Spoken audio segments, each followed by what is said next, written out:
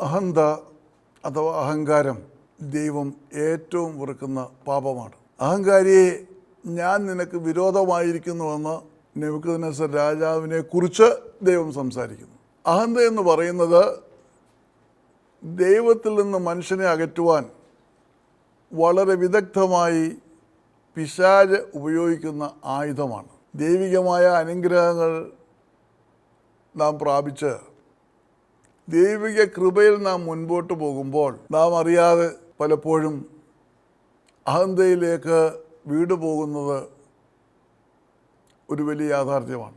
തിരുവചനം പഠിക്കുമ്പോൾ അഹന്ത കൊണ്ട് നിലംപരിചായ ദൈവം തകർത്ത് കളഞ്ഞ രാജ്യങ്ങളെയും രാജാക്കന്മാരെയും കുറിച്ച് നമുക്ക് കാണുവാനായിട്ട് കഴിയും. കാരണം അഹന്ത എന്ന് പറയുമ്പോൾ മറ്റുള്ളവരെ അംഗീകരിക്കുവാനോ ആദരിക്കുവാനോ കഴിയാതെ ജീവിതത്തിലെ മഹത് മൂല്യങ്ങളായ സൗമ്യതയും താഴ്മയും വിനയത്തെയും ഒക്കെയും നശിപ്പിച്ചു കളയുന്ന സ്വഭാവമാണ് അഹന്ത.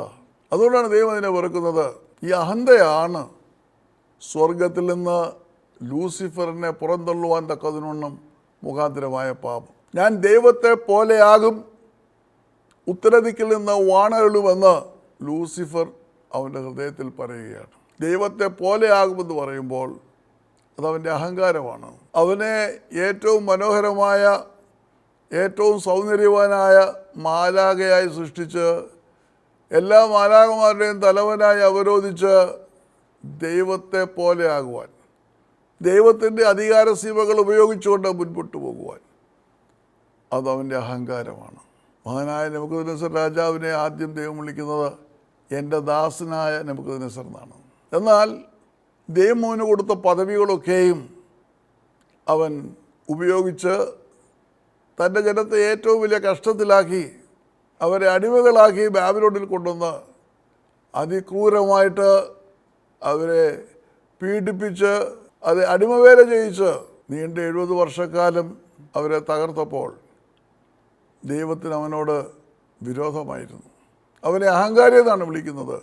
ഞാൻ നിനക്ക് വിരോധിയായിരിക്കുന്നു. ബാബിലോണിൻ്റെ തകർച്ച ഒറ്റ രാത്രി കൊണ്ടാണ് ഉണ്ടായത്. അപ്പോൾ ഈ അഹങ്കാരിയെക്കുറിച്ച് നാം ചിന്തിക്കുമ്പോൾ എപ്പോഴും മനസ്സിലാക്കേണ്ട ഒരു കാര്യം, അത്യുന്നതനായ ദൈവം ഒരു അഹങ്കാരിക്ക് എപ്പോഴും വിരോധിയാണ്.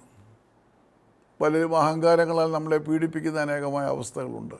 നാം നമ്മുടേതായിട്ടുള്ള സങ്കടം ദൈവത്തോട് പറഞ്ഞാൽ മാത്രം മതി. കാരണം ദൈവം അഹങ്കാരിയെ വെറുക്കുന്നു.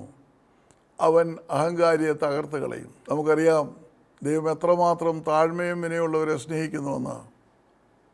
പരിശുദ്ധ ദൈവമാതാവായ വിശുദ്ധ മറിയാമിനെ തിരഞ്ഞെടുക്കുന്നത് അവളുടെ താഴ്മയും വിനയവും കൊണ്ടാണ്. അതുകൊണ്ട് എൻ്റെയും നിങ്ങളുടെയും ആത്മീയ യാത്രയിൽ ഈ അഹന്തയെ നമ്മൾ ഒഴിവാക്കിക്കൊണ്ട് പല രൂപങ്ങളിലും ഭാവങ്ങളിലും അഹന്ത നമ്മെ കീഴടക്കുവാൻ ശ്രമിക്കുമ്പോൾ അവിടെയൊക്കെയും ദൈവത്തിൽ സമ്പൂർണ്ണമായി സമർപ്പിച്ച് നാം മുൻപോട്ട് പോകുമ്പോഴാണ് വിനയത്തോടും സൗമ്യതയോടും എളിമയോടും താഴ്മയോടും കൂടി നാം യാത്ര ചെയ്യുമ്പോഴാണ് ദൈവത്തിൻ്റെ അനുഗ്രഹ വർഷങ്ങൾ പ്രാപിച്ച് നമുക്ക് മുൻപോട്ട് പോകുവാൻ കഴിയുന്നത്.